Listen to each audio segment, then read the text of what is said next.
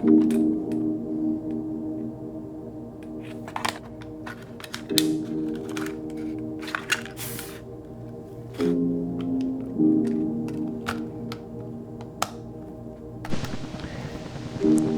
as we get started here this morning, the question that I have for you is, do you memorialize things in your life?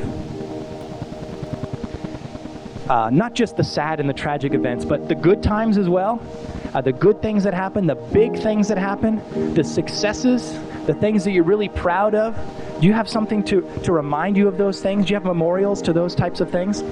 Do you know that God is into memorials? God is into memorials. He thinks it's a good idea. In fact, he was constantly trying to impress on the people of Israel back in the Old Testament the importance of memorials. And that's what I'd like to look at a little bit here this morning. Tracy and I were in New York City for 5 years. I was an associate pastor of a multi-staff church like ours. We knew that Jeff was never going to be long-term in New York. God had stirred in him that he had that passion for preaching full time. And so I actually made 2 phone calls.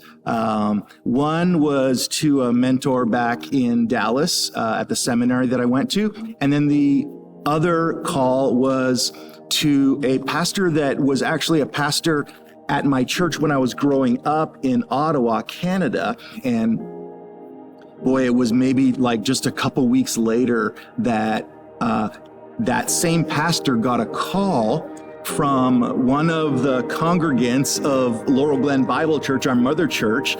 Meanwhile, a member of LBC and a member of the Christian High School Board came to us with a proposal. We found this beautiful piece of property, but it's too big for us. We don't need that much. We know that LBC is considering some options for their future. Would you consider buying half of the property? And then eventually Ed Boschman called. He was the executive pastor at Laurel Glen at the time and was kind of spearheading this new church plan and looking for a pastor. Eventually they flew me out, got to know the people, and that's where we were sold, when we got to meet the people. So I think Laurel Glen Bible Church, our mother church, did it in a very wise way. They just opened it up to the people of the church saying, hey, who feels God drawing them to go and help plant this new church? And it turned out about 75 families, 300 people said, yeah. As soon as we heard there could be a church plant, we were interested. Then they announced it and announced that they had found a pastor from Canada. We're told, hey, they're planting the church over here. I was 16 years old when the bridge started. I actually was given the choice by my parents as regards to youth group, if I wanted to stay at LBC or help start the new youth group. It's so cool to be back here at the gym at BCHS. Actually, the very first year of the life of our church was in a building just over here. They called it the multi-purpose room. We were 1 year in there, and then God blessed us with the school building this beautiful gym. And everything had to be set up and torn down. Some people got themselves there very early. Oh, yes. Yes, I'd come earlier, me and I think 3 or 4 other guys. Arrive around 6 a.m. and start, especially in the gym, start hauling out chairs and the stage and the lighting and the sound system. I'll tell you, the school was very, very good to us in allowing us to use their facilities for 5 years total before we broke ground on our own property, which is right next door. Yeah, I remember the first time we came out here just to see the city and everything, and the folks brought me to look at the property, me and Tracy, and I couldn't believe it. I remember, like, you mean all the way over there to all the way over there to all the way back there is going to be the church property? We were still meeting over at BCHS. Right about in this location here, we put 3 tall crosses. After our very first service over at BCHS in the multipurpose room, everybody walked out, through the parking lot. Right out here, I had a pickup truck with a bunch of rocks, and we had everybody men, women, and children, each pick up a rock and bring it right about to this location right here, kind of on the corner. And we made a big pile, a big Ebenezer. It was pretty awesome. It began, I think, to make it really real. And that pile of rocks is, I think, in the center of campus now. And I remember the excitement of that groundbreaking day. That day we met for a worship gathering here in the gym, but right outside we had a huge front loader. I had secretly practiced driving this thing. I jumped in the front loader, drove that thing over to our property next door with the whole church, probably about like 500-600 of us or so at that point. The groundbreaking celebration, yeah, that was so fun.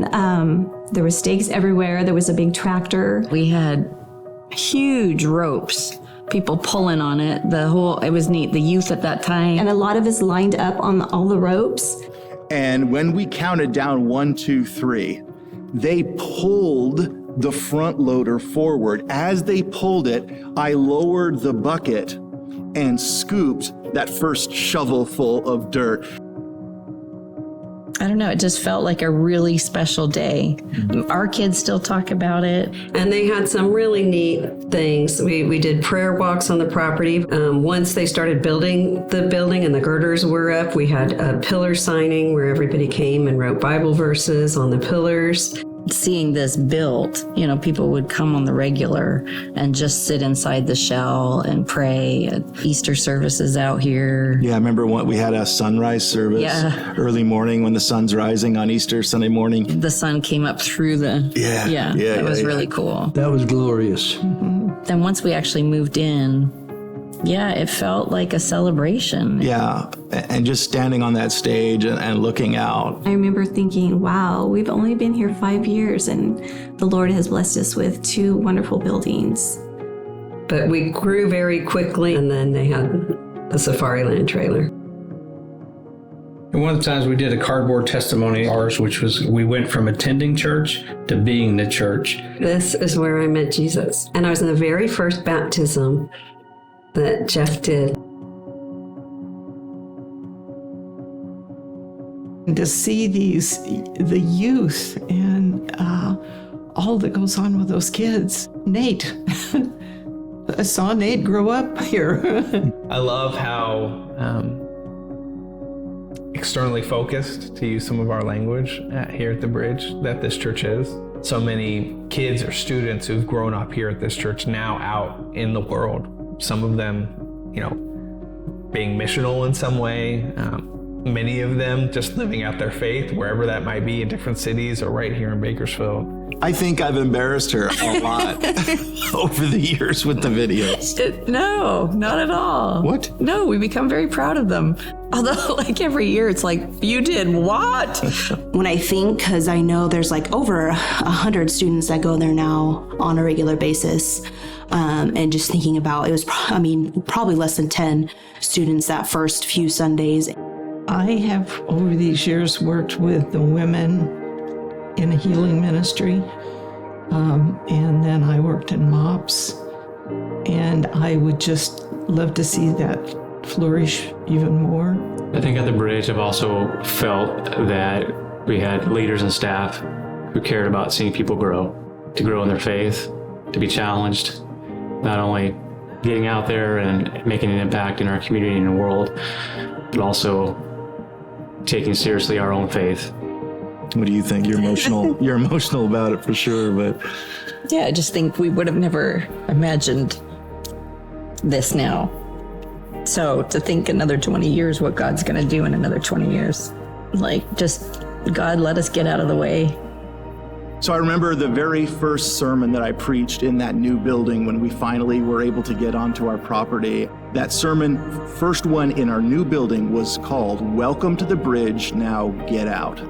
And it was really trying to emphasize that, yes, we have this beautiful new building now, but it's not about the building. Living out our Christian lives and our faith and walking with Jesus doesn't happen inside this building. We need to get out. I really believe that our neighborhoods will be filled with families that are focused, centered on Jesus and living out the gospel. And that is going to snowball all throughout our communities, all throughout Bakersfield. As we continue, it's not just about the bridge. God is moving all throughout our city in many, many different churches. And it's our privilege to be able to partner with them. And over the next 20 years, what is he going to do? I just can't help but get excited about, boy, if God has done this in the first 20, what must he have in store for the next